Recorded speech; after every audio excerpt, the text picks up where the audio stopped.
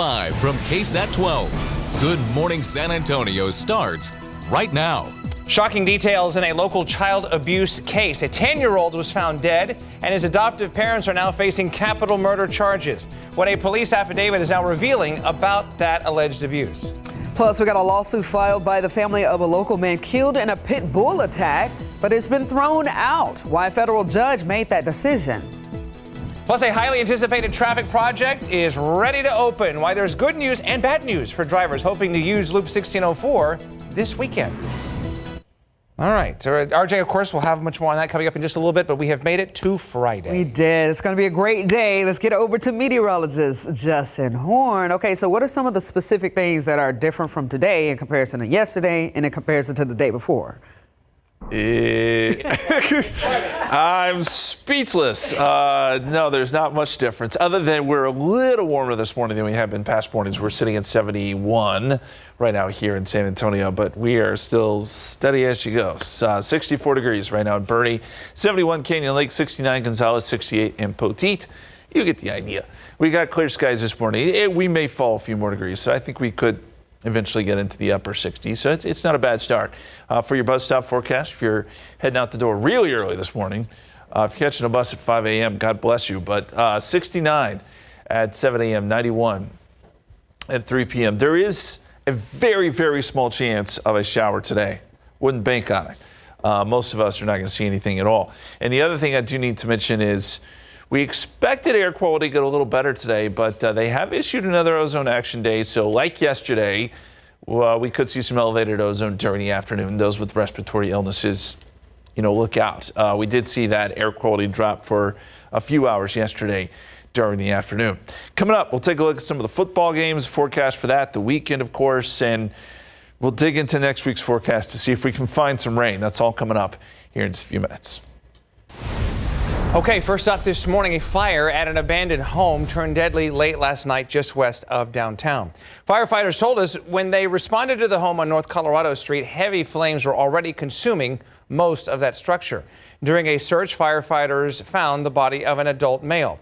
Now, the fire was brought under control, but the home is now a total loss. The fire chief is asking the city to consider demolishing that home.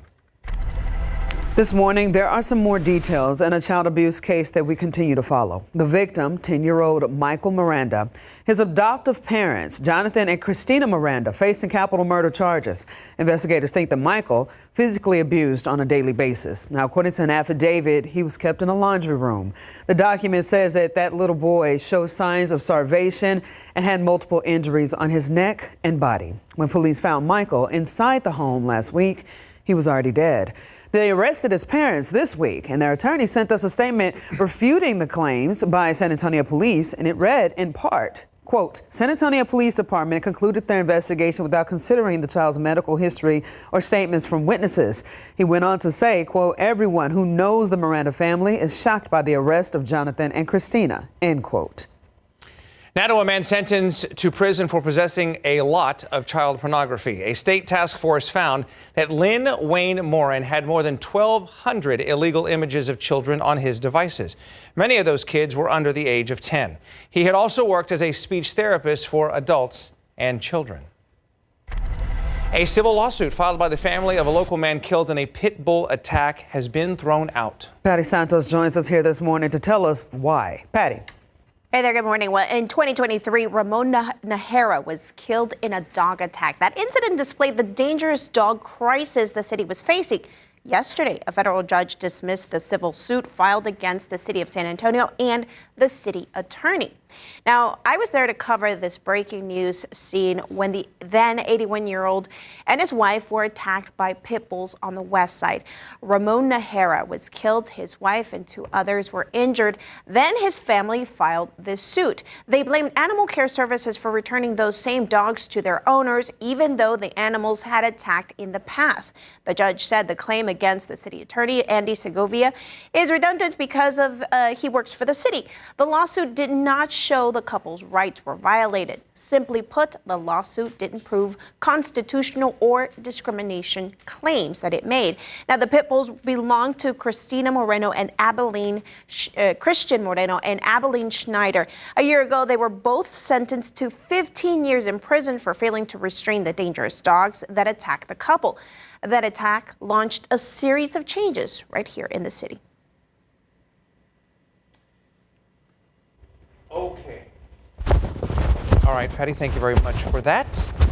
All right, moving on now. A former San Antonio police officer accused of shooting Eric Cantu inside a car back in 2022 was back in court.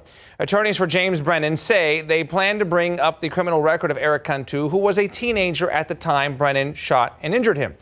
We've reported on Cantu's run-ins with the law since that incident, including a recent assault charge. But prosecutors argue his legal troubles are not relevant and should not factor into this case. This is the state of Texas versus James Brennan. It is not the state of Texas versus Eric Cantu. Those cases are happening outside of this courtroom. The district attorneys. Yes. So the judge came up with a compromise. The defense can mention Cantu's criminal record during the trial, but they cannot get into the details of his most recent charges. Staying in the courtroom, testimony is underway in the murder trial of Noah Patterson. He is accused of shooting and killing a man outside a Northwest Side nightclub back in 2023. Prosecutors say Patterson shot 20-year-old Devin Jordan King after two groups were forced out of the now-closed Privat Club on UTSA Boulevard. The shooting followed a fight inside the club that spilled out into the parking lot. In opening statements, the state told jurors their case had a lot of video evidence. Noah points the gun at him, so he backs off. And he approaches, and Noah points the gun at him, so he backs off. And then he approaches again, and Noah Patterson shoots twice in his direction. If found guilty, Patterson will face up to life in prison. The defense says the state had no evidence to prove the bullets found on the scene were connected to Patterson. A friend of Patterson, Seth Rocket, is also charged with murder in this case, but has not been given a trial date yet. Election season is coming up, and an important thing to remember this time is what you can and cannot wear into the polling locations. So this year, Bexar County voters will decide on Proposition A and Proposition B, which you can learn more about. Of course, we got a link that is on our screen or on our website at KSAT.com. In short, Proposition A involves the San Antonio Stock Show and Rodeo, and Prop B involves the San Antonio Spurs. And this year, voters cannot wear Spurs gear or rodeo gear inside of polling locations or within 100 feet of the entrance. Anything in regards to any of the propositions, including any type of Spurs apparel, hats, any type of buttons, anything that has to do with anything regarding the Spurs or the San Antonio Stock Show, shirts, jerseys, hats, buttons.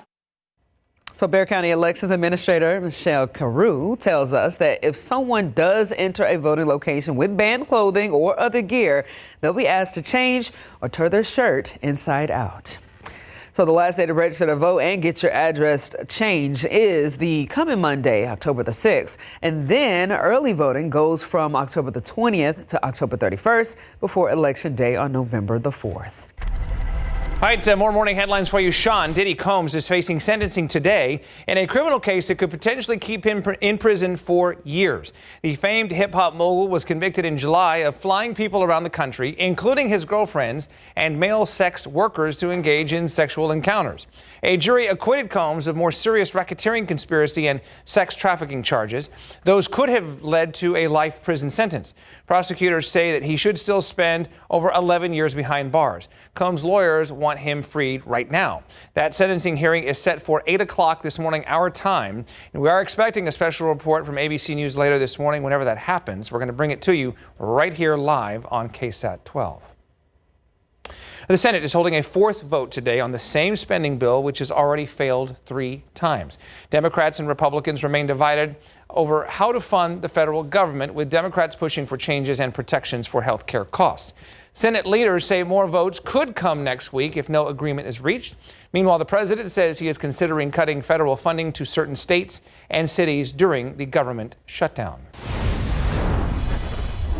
Good morning to all of our folks out there as we give you a look here at the downtown area. This is 509 right now, and we know the ongoing construction that's taking place there southbound 35 at Flores Street. We'll continue keeping an eye on this as you make your way on your Friday morning. Good morning to all of our folks out here. Do want to let you know about a couple different things on our roads right now. This is going to be 90 right there, Nogalitos, our 90 westbound traffic. You see a stalled vehicle off there to the distance, but it's not really causing too many delays for all of our folks making their way past Frio City Road and Zarzamora as well. 35, starting to see a little bit of congestion right here. We're looking at 35 south right there past Topper Wine Road, and a little bit further north here, Live Oak. You're going to look at some activity here over by Olympia Parkway for all of our northbound drivers. But again, we'll keep an eye on this entire situation on the northeast side of town. Let's go to Alex right now, drive cam, and see how things are looking on the roads on this Friday morning. Happy Friday, Alex.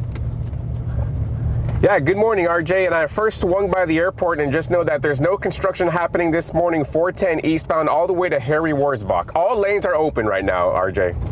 Okay, thank you very much for that update, sir. Justin, how are we looking? Quiet right now here around San Antonio. Surprise, surprise, right? We have hit a very quiet stretch. It will be a nice start to the day, but we are watching very closely the rainfall numbers here in San Antonio, and I'll explain why these numbers are concerning coming up. Coming up, why Apple removed an app that tracked ICE agents and why Amazon might still let you add toilet paper to an order that has not shipped yet. One toy, one little girl, one big adventure. When Gia lost her favorite Woody doll, San Marcos, she thought he was gone for good. But just wait until you see the size journey he went on with the help of the Central Texas community.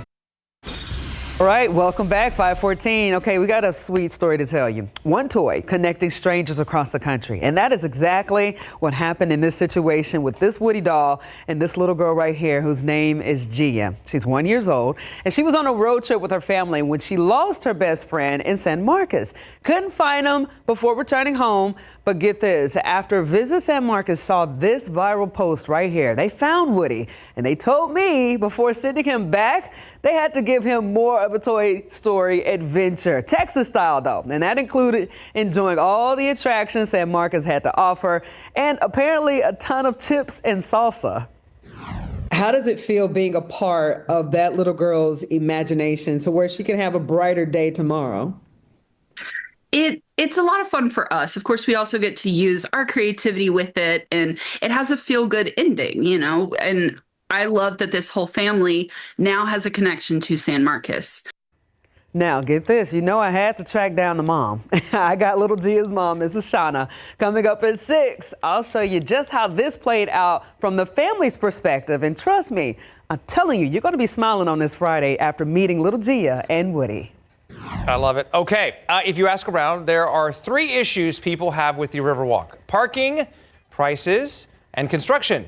The last one is why leaders are thinking about making some improvements. Business owners want to improve parking and add shade to keep it comfortable during the summer months. And now the city is taking that feedback to try and bring more people, tourists, locals, and businesses to the area. So if you have a proposal for Riverwalk improvements, you can send that to the city.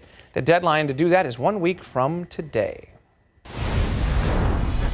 All right, guys. Yes. So speaking of construction, obviously we have got a lot of it around the city of San Antonio, but we have got some good news and a little bit of bad news this morning for our drivers making plans on the far northwest side this weekend. We've got a major closure that's going to take place tonight. I'm going to talk about that in just a little bit, but that's because we have got this brand new flyover that is set to open this weekend. So of course we want to start with some good news because it is a Friday. Let's talk about what exactly our drivers are going to be able to see out there. So you're going to be able to connect, as we got some drone video here from our KSAT drone there. You're going to be able to connect from I-10 West to Loop 1604 East over by the Rim. You're going to be able to get on this flyover ramp on I-10 just past the UTSA Boulevard exit and enter the main lanes of Loop 1604 after Lock Hill Selma Road. So some pretty cool stuff here. That's some photos from TxDOT that they provided to us of this brand new ramp opening up on the far northwest side. This is now the 5th flyover ramp to open in just the past 10 months. The first flyover, you may remember that, opened back in December of 2024. All 8 flyovers are expected to be open by the end of 2026. So again, some good news out there, but it will come with a little bit of traffic headaches. Let's talk about this closure that will be in place starting tonight and extending throughout the weekend. Again, the flyover expected to open sometime this weekend. They're looking at Saturday potentially right now, but the major closure will be in place. Loop 1604 east and westbound main lanes right here at the interchange. I-10 east at the interchange as well. I-10 west will be open, so if you plan to just kind of make your way I-10 west over to the rim from the UTSA Boulevard area, you should be good to go. But again, this closure will now be in place later on tonight at 9 p.m. as they continue that work there to reopen, or at least open that brand new flyover ramp. Good stuff there. All right, 90 right here west of Nogalitos Street. Still have that stalled vehicle. This is our current traffic conditions. You see that traffic is moving along 90 on the west side of town. Good morning to all of our folks there. And we are seeing some congestion right here. 35 Olympia Parkway. Traffic is moving along there. Over here, southbound lanes past Randolph Boulevard. A little bit of slowdown there. Let's go to Alex right now for a check of things in Drive Cam. See how things are looking on the ground on this Friday morning. Alex, how's it going, man? Yeah, good morning, RJ. I'm coming down from the northeast side right now, 35 southbound at Walsham. I did pass some construction right now, 35 south at Thousand Oaks, only down to one lane, just like yesterday. And the exit to 410 is also closed right now. So that's a big one right now. Just know that if you're coming down again, 35 south, the exit to 410 in both directions going to be closed, RJ. Okay, good stuff, Alex. Yes, 410 is going to be very busy also this weekend. Justin, this flyover, man, opening just for you, brother. I have a big smile on my face. It is good to see. They did quick work. I got to give a shout out to those guys and gals working out there. All right, drought monitor came in yesterday. And, look, we know that we've been in an extreme drought here around San Antonio. That didn't really change, nor did the exceptional drought there in southern Medina County. What did change is this area here. So Luling, Seguin, Gonzales, Stockdale. This had been in a moderate drought, which is not so bad, but it has been upgraded now to severe drought. And this is from lack of rainfall. No surprise there. So the drought monitor indicating that things are unfortunately getting worse. And it has really been right along I-35, San Antonio to Austin. That has been, I would say, the hardest hit area in Texas. It really hardly seems fair, but those out in far west Texas have been seeing drought too. We just cannot seem to get a break here. San Antonio's at 25.09 inches of rain for the year. Now keep in mind this is at the airport, but we are very quickly closing in on the average, which is 24.76. So I think here very soon we will fall below average. And we have been doing so well. If you remember, we had built up a surplus. Things were going good, but we've hit a dry stretch here. And man, Del Rio's just having a really rough year. They have 4.79 inches for the year. That is it. So they are running about a foot below average. Things are really dry out west. Rain chances, I wish I could give you something better than this. I can't. Very small chance of rain today. Very small chance Wednesday and Thursday. Certainly not the kind of rain that would put any sort of dent into our drought situation. But very, very small chances here. Let me show it to you here on the Futurecast. This is one of our more reliable short-term computer models. And at 4 o'clock, maybe a shower, literally. And then around 6 or 7, can't rule out a couple of stray pop-ups. I don't think this would be any kind of activity that would interrupt your Friday evening plans, so I wouldn't worry about it too much, but I do need to mention it. Outside right now, 71 at the airport, 68 in New Braunfels, 71 Converse, 63 Bernie, so running a little warmer than we were yesterday. And by 10 a.m., 80, noontime 87, eventually we're up to 92. Again, there is that 10% chance of rain there late in the afternoon. All right, let's go long term here and see what's happening down the road. We do have a little area of low pressure just to our east. We're kind of on the wrong side of it, though. So it doesn't really do a lot for us. And then high pressure starts to build in, and that keeps things very quiet. The only small chances we showed you, maybe some small chances down the line as some moisture comes in from the Pacific late next week, but nothing, again, to get too excited about. Look how consistent these temperatures are, 91 or 92. And I try to find a different number than that, and it's just not possible. So, yes, a very quiet forecast. Take the next few days off then. Well, I can do that. I think I will.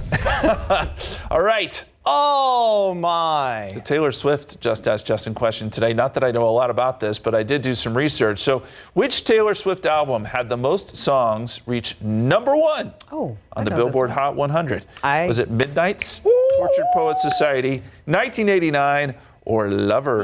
See, I'm not even that big of a Taylor Swift fan, but I think I know this one. Okay. I feel like I do. The answer in an hour and a half. We'll figure it out. All right. 5:22 right now, 71 degrees outside. There are a lot of Swifties right now that haven't slept much this morning, but we'll talk more about that in a little bit. All right, forgot the toilet paper? No worries. Amazon might still let you add it. Up next in Tech. In today's Tech Bites, apps used to track movements by ICE agents are gone from Apple's App Store. The company says it pulled IceBlock and similar apps after a demand from Attorney General Pam Bondi. She says the apps put ICE agents in danger, quote, just for doing their jobs. Amazon has rolled out a new feature for Prime members called Add to Delivery. It allows shoppers to tack on additional items to completed orders that haven't been shipped yet. Eligible items are marked with a new blue button below the standard yellow Add to Cart button.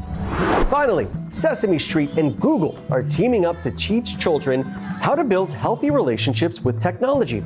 Video and other digital resources featuring the Muppets show kids how to navigate the digital world, but still emphasizing connections to human loved ones. Those are your Tech Bites. Have a great day. All right, we're looking at 5:26 right now, 71 degrees outside. All right, so the Eagle Pass Casino, where 2 people were shot and killed last weekend, is reopening today. What that casino wants people to know when they return. Plus, this week on Pickup Lines, an unbelievable story from the Barrio of East LA to Harlandale High School, Teen Mom, and Ivy Leagues. An amazing story of the great Dr. Lorraine Pulido. Welcome back. It is 5:30 right now on this Friday morning. And again, thanks so much for waking up with us. If you're up, because apparently I got in today and I didn't know anything about a Taylor Swift situation, but apparently a lot of Swifties. Look at Patty back Santos. there. Everybody's kind of pumped up about it because they stayed up. Swiftie the Santos, album drop, right? Yes, I'm sorry. I was just Patty's in the background over there living her best life. Yes. Welcome back. Like I said, about midnight. What's it There were called? Target stores. What's it called? The Life of a Showgirl? Yes. Oh, there you go. Okay, here we go. I have two daughters, by the way. Let's get to the life of a weatherman. Meteorologist. Yeah. I was like, where's she going with that? Hey, You're not a show boy, I know. No. Not yet. No. Let me show you a picture yesterday from Mark sent this in from Center Point. This is pretty cool. It looks like we've got either a dust devil or a little land spout there. Interesting formation, though, nonetheless. We appreciate you sending that in. Yes, again, that was yesterday afternoon around 2:15. Typically, those kind of things, by the way, don't do much damage. They cause a little swirl of wind, but not a big concern. Outside right now, we've got 71 degrees at the airport, 68 in New Braunfels, 71 Converse. We're off to another pretty comfortable start. And we've got a good football game tonight. Steele takes on East Central over there at Hornet Stadium. Kickoff, temperatures will be around 89 by the drive home into the 70s. It's still a little warm, but this is okay football weather as the sun goes down, and we'll see mostly sunny skies and get a very, very small chance of a shower. Ernie? All right, 5:30 right now. The Eagle Pass Casino, where 2 people were shot and killed last weekend, will reopen later on this morning. The Lucky Eagle is expected to open its doors at 10 a.m. And our Erica Hernandez will be there live in Eagle Pass later this morning when they do reopen. Meanwhile, the suspect is charged with capital murder and assault with a deadly weapon.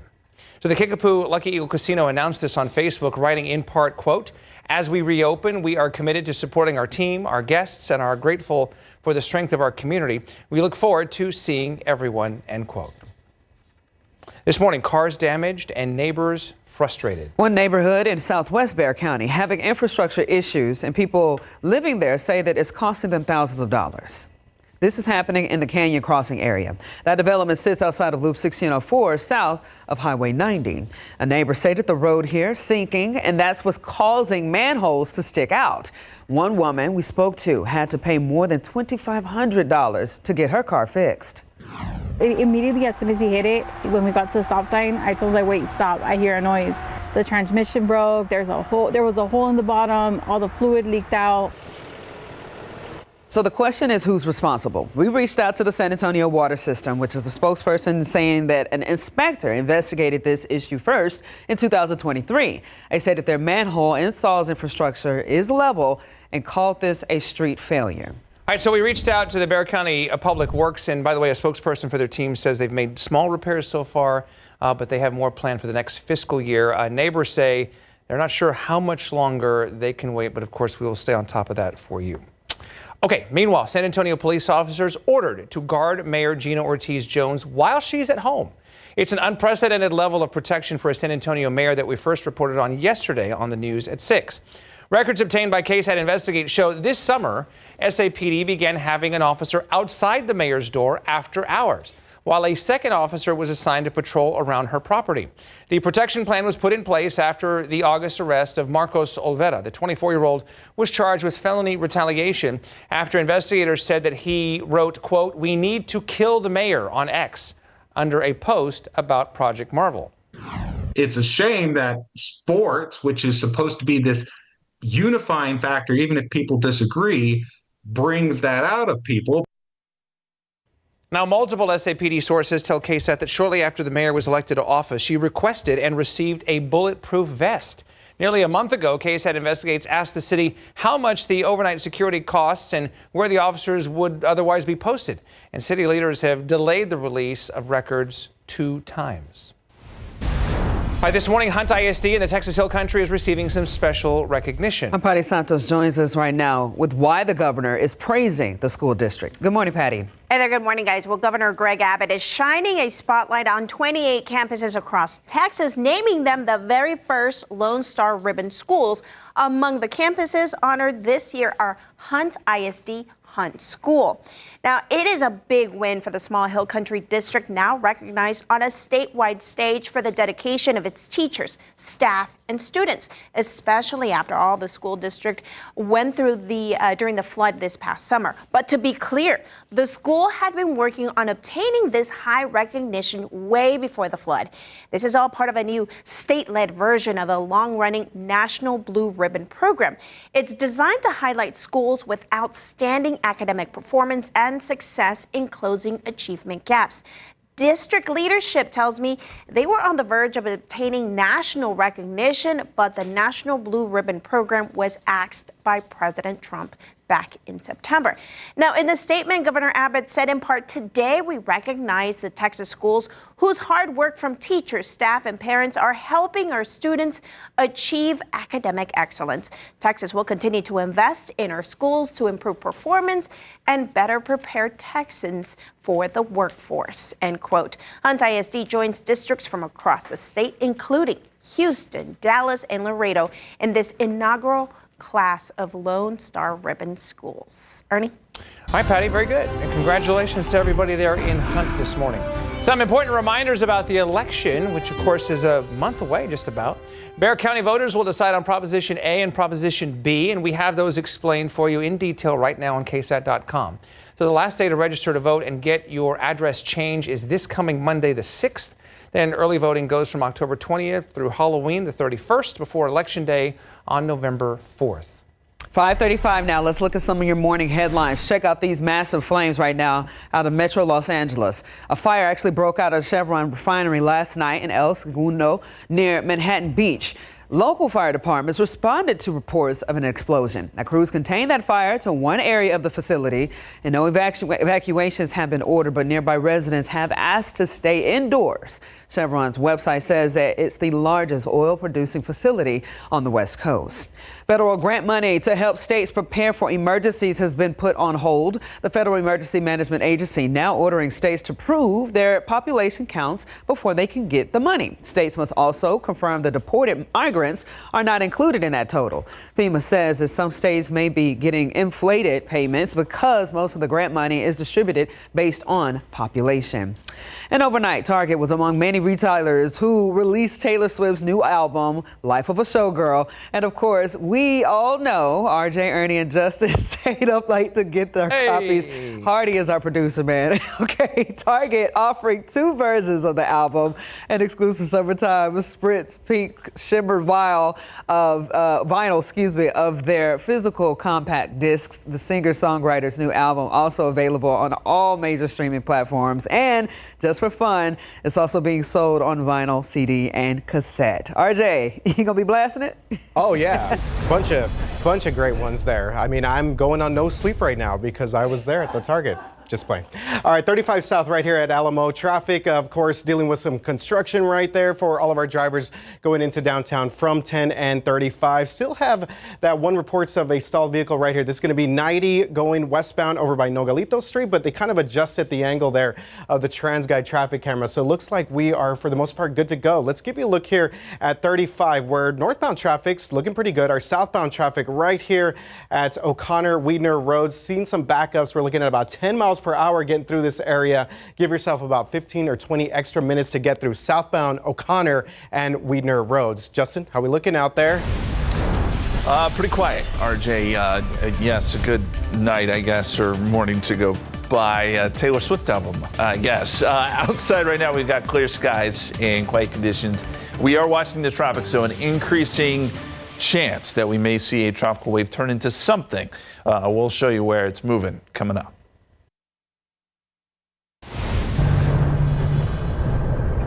And most of the city is actually moving pretty well right now. The biggest slowdown is going to be on the northeast side, so that's where I'm headed to. I'm going to recheck the area to see if it's improving anymore. More to come on GMSA.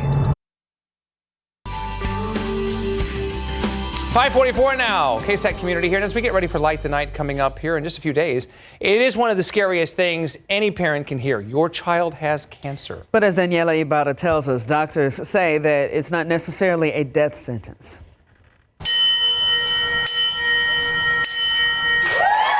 Marking the end of a hard and painful journey. I just said I beat it and then I just fought through all the way. Penelope Cruz has waited more than a year for this. After battling cancer, she's now a survivor. It's very hard, but you can always do it in life. There are times that are hard, but it's really actually very rewarding to take care of kids who are going through something so challenging. Dr. Adam Wolf is a pediatric hematologist and oncologist at Christus Children's Hospital. These celebrations are a highlight after overcoming a scary diagnosis. It's not super common, but actually death from cancer is still the most common cause of disease-related death in children, even though our cure rates have gotten so good. The American Cancer Society says the most common type of cancer found in children is blood cancer.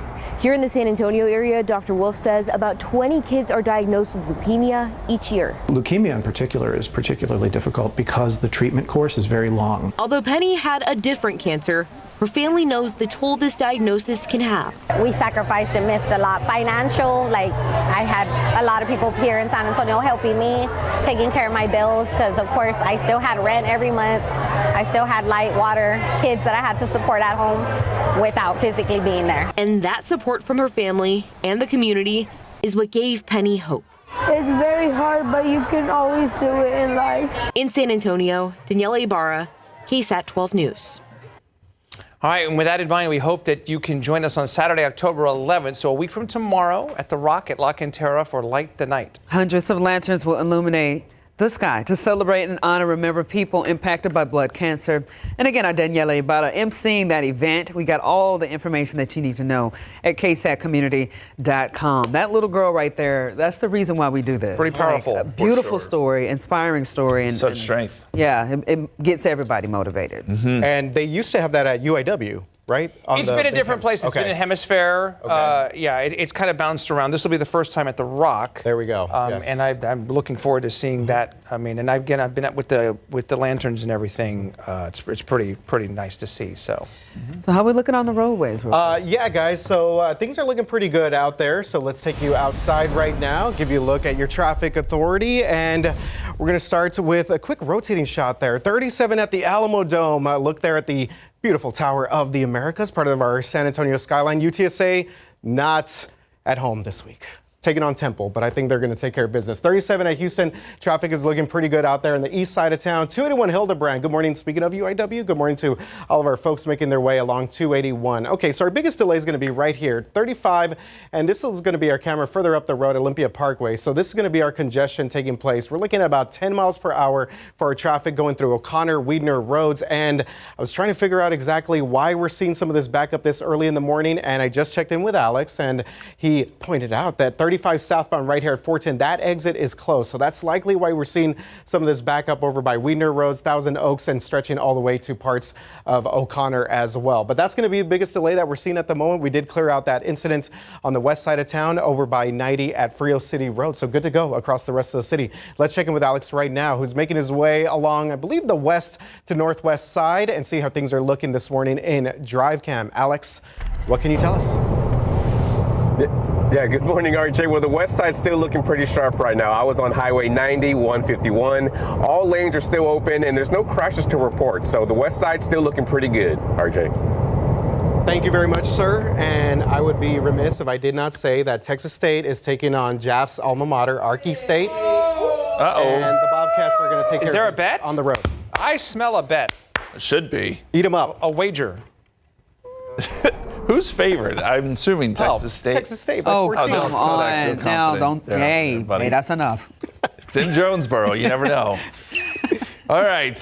We're going to start with the tropics here. We've got a storm system that is going to make its way out of Africa, move into the Atlantic, and the Hurricane Center is pretty keen on this developing somewhere down the line. I mean, we have, probably a week or so to watch this, but it is definitely worth watching because it's at just a slightly further south latitude here, which can sometimes mean it can make it towards the Caribbean, which we've really not seen this year. But I do want to watch it. There's another small area there around Florida. I'm not going to worry too much about that one. And we have a developing system here. This is likely going to become Priscilla, and we may actually get some moisture from this, by the way, as we get into next week. And then you got Octave out in the Pacific as well. So pretty busy in the tropics still as we get into the month of October. By the way, Jerry is the next name on the list for the developing system if it gets a name in the Atlantic. We'll see if we get there. All right, forecast for today, 87 noontime, 90 at 2 o'clock, 92 will be our high. There is a 10% chance of a shower late afternoon and evening. Again, it's very low odds, nothing to really worry about. We did mention, though, that the air quality it may not be as great today, much like yesterday where we have the ozone reach unhealthy levels for some, meaning if you have respiratory issues. So that's just for today. Again, we think there will be some improvement as we head into the weekend. All right, let's go through Saturday's slate of games for college football and what the weather looks like. Yes, UTSA does go to Temple. They're traveling to Philadelphia. Beautiful weather there, temperatures in the 70s, sunny skies. It should be Texas taking on Florida. Those should be a switch. But anyway, it's in Gainesville. This is a game where you could see some showers and storms. Temperatures in the 80s. That game's at 2:30 tomorrow. That will be an interesting one, although Texas is favored. Texas Tech travels to Houston. That should be a beautiful game. Temperatures in the 80s there with sunny skies. And my Aggies are hosting the Mississippi State Bulldogs. Clear skies, temperatures in the 80s for that game too. So all good here in the state of Texas. It's just that one game in Florida where there could be some rain involved. And the extended forecast is very steady. 91 Saturday, 92 Sunday, 92, 92, 92, 92. You get the idea. Very small chances of rain late next week. And in honor of Taylor Swift, hey, my question today for you is which Taylor Swift album had the most songs reach #1 on the Billboard Hot 100?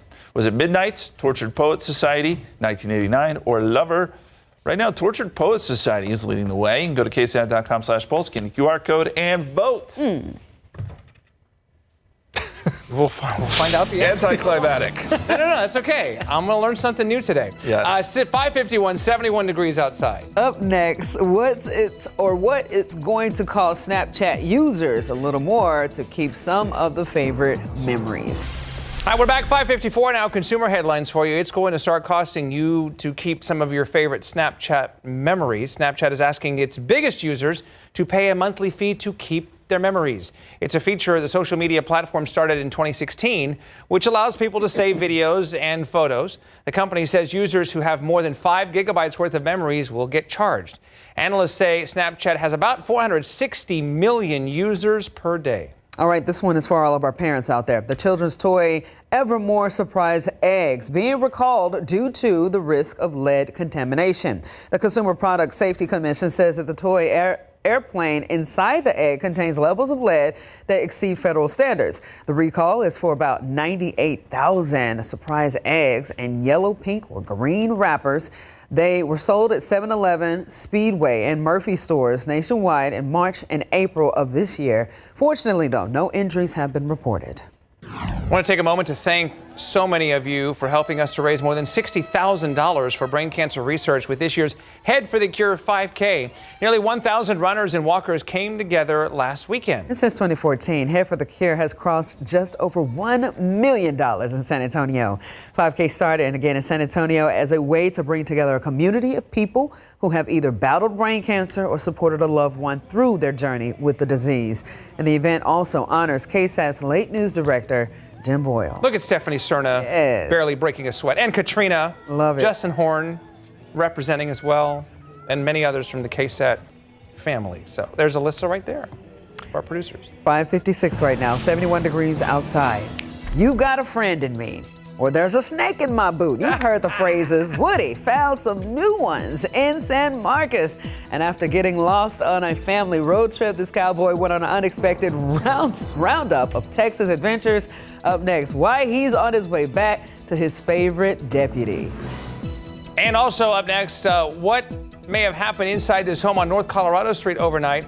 Firefighters found a body. The building is a total loss. We'll get you an update on all of that coming up in just a few minutes. And of course, photojournalist Alex Gomez is out and about on the roadways this morning. Seems like traffic is moving along just smoothly. So we'll check in with him to see how your commute is looking. Up next.